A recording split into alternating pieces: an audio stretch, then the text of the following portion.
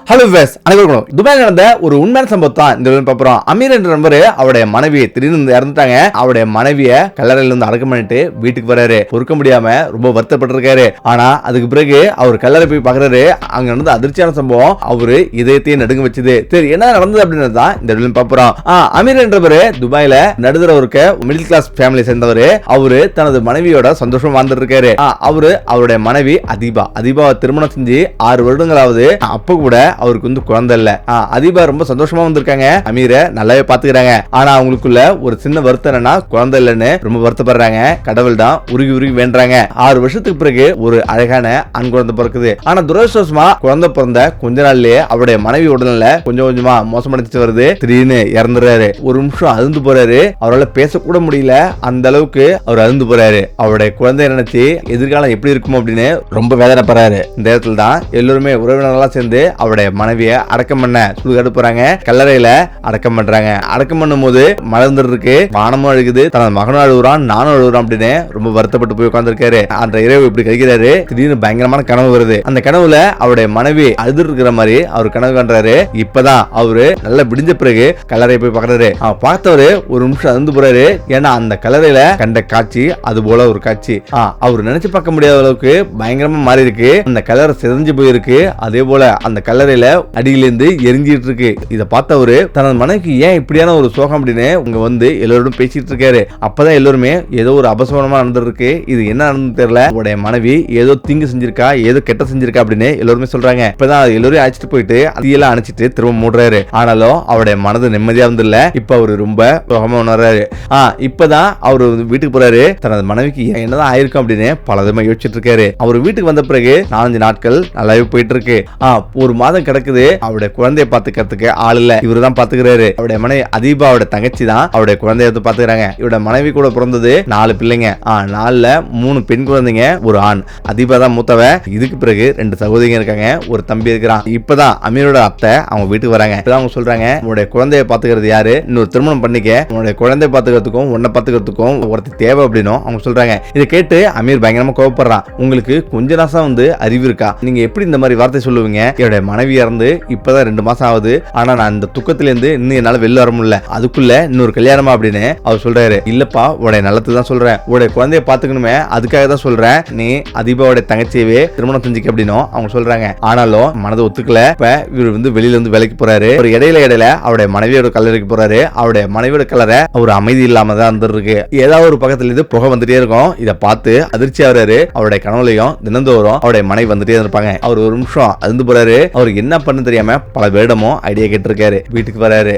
இப்படி போயிட்டு இருக்கு. அதிபோட தங்கச்சிக்கு திருமணம் செய்யறதா சொல்றாங்க. அதாவது அவனுடைய தம்பி வந்து, மாமா இது போல தனது அக்காவுக்கு திருமணம் செய்யணும், அவங்க இதுக்கு மேல இந்த வீட்டுக்கு வரமாட்டாங்க அப்படின்னு அவன் சொல்றான். இதை கேட்டு அமீர் ஒரு நிமிஷம் அழுந்து போறாரு. குழந்தைய பாத்துக்கிறதுக்கு இதுக்கு மேல யாரும் இல்லையா அப்படின்னு அழுந்து போறாரு. இந்த இடத்துல தான் அவர் வந்து பலதமா யோசிக்கிறாரு. நம்ம வேலைக்கு போனா தனது குழந்தைய வந்து யாரு பாத்துப்பாங்க? கண்டிப்பா ஒரு ஆள் தேவை. மத்த யார் கல்யாணம் பண்ணாலும், மத்த யாராவது வேலையால வச்சாலும் ஒழுங்கா பாத்துக்க மாட்டாங்க. குழந்தைக்கு என்ன நடக்குதுன்னு கண்டிப்பா நமக்கு தெரியாது. அவருடைய அக்கா குழந்தைன்றதால அவர் நல்லாவே பார்த்துப்பா அப்படின்னு பல விதமா யோசிக்கிறாரு. இப்பதான் அவருடைய அத்தையை கூப்பிட்டு நான் அவருடைய தங்கச்சியை திருமணம் செஞ்சுக்கிறேன் அப்படின்னு அவர் சொல்றாரு. சரி அப்படின்னு எல்லாருமே ஒத்து பேசுறாங்க. பாத்திமாவும் ரொம்ப சந்தோஷமா வரா. தனது அக்கா கணவரையே கல்யாணம் பண்ணிக்கிறாங்க. இப்ப ரொம்ப சந்தோஷமா போயிட்டு இருக்கு. ஆனா முதல்வர் அன்று அமீர் சந்தோஷமா இல்ல. 2வது மனைவி பாத்திமாவும் சந்தோஷமா இல்ல. பாத்திமா ஒரு ஓரத்துல உட்காந்துருக்காங்க. அமீரும் ஒரு ஓரத்துல வந்து உட்காந்துருக்காரு. ஏன்னா அவருடைய மனதுல அவருடைய மனைவி மட்டும்தான் இருக்கிறாங்க. இதனால இப்படியே வந்து போயிட்டு இருக்கு. நாட்கள் இப்படியே கடந்து போயிட்டு இருக்கு. இப்பதான் ஒரு நாள் திடீர்னு அவர் வேலையில இருந்து பாயில வராரு. இப்ப அவருடைய மனைவி பார்த்து அவர் ஆச்சரியப்படுறாரு. ஏன்னா அவ்வளவு ஒரு அழகா மேக்கப் போட்டிருக்காங்க. அவ்வளவு ஒரு அழகா இருக்காங்க. அவருடைய மனைவி அதிபாவை விட பாத்திமா ரொம்பவே வந்து அழகா இருக்கா. அதை பார்த்து ரொம்ப வந்து ஆச்சரியப்படுறாரு. இப்பதான் அவருடைய மனைவிடம், உனக்கு கொஞ்சம் கூட வெக்கமா இல்லையா? உன்னுடைய அக்கா இருந்தது உனக்கு கொஞ்சம் கூட வருத்தம் இல்லையா? இப்படி மேக்கப் போட்டிருக்கே அப்படின்னு அவர் கேட்கிறாரு.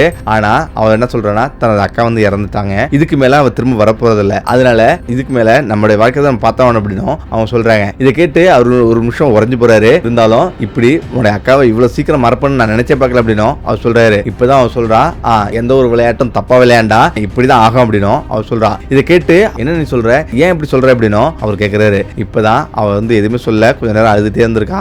ஏன் அழுகுற, என்ன நடந்து சொல்லு அப்படின்னும் அவர் சொல்றாரு.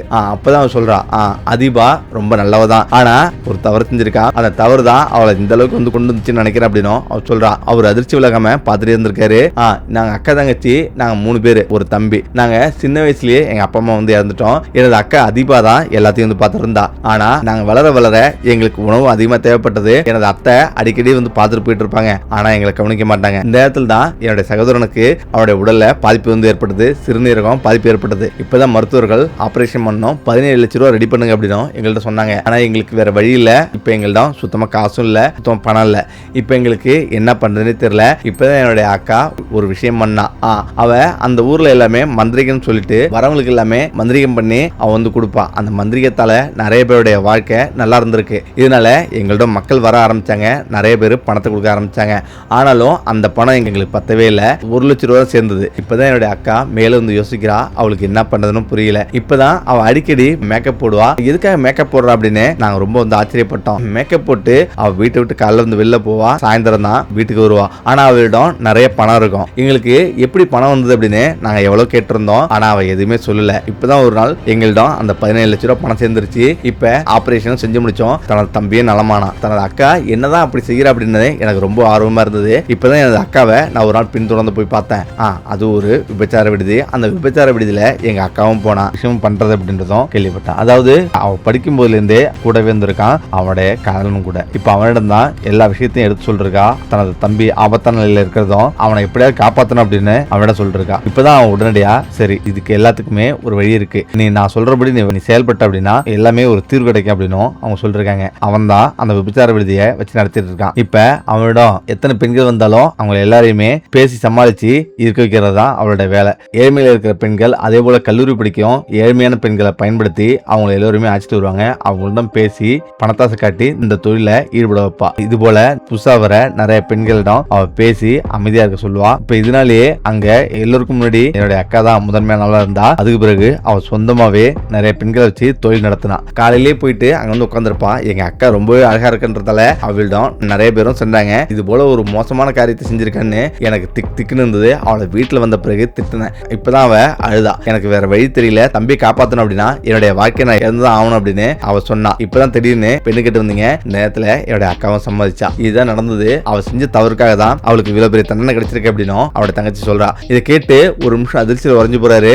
ஆனாலும் அவருக்கு பேச்சு வரல. இவ்வளவு பெரிய தவிர தனது மனைவி மறைச்சிருக்கல அப்படின்னு ரொம்ப வருத்தப்படுறாரு. இந்த இடத்துல தான் அந்த ஊர் பெரியவர் சாகப்பிட்ட எல்லா விஷயத்தையும் சொல்றாரு. இப்பதான் உடைய மனைவிக்கு ஆத்மா சாந்தி அடையல. இப்போ அவளுக்கு திரும்பவும் கல்லறை தோண்டி சடங்கு நடத்தி திரும்பவும் வச்சா சரியா போகும் அப்படின்னு அவங்க சொல்றாங்க. திரும்பவும் அந்த கல்லறைக்கு போயிட்டு சடங்கு நடத்த முடிக்கிறாங்க. இப்ப அதிலிருந்து அமீரோட மனைவியோட கல்லறையில அமைதியா இருக்கு. எந்த ஒரு தவறும் கடவுள் அவ்வளவு சீக்கிரமா மன்னிச்சிட மாட்டான். அதனால எல்லா தவறுகளுக்குமே கடவுளிடம் தண்டனை கிடைக்கும். ஓகே, நம்ம இதோட எப்படி செய்கிறேன், மீண்டும் அடுத்த சந்திப்போம். நன்றி, வணக்கம்.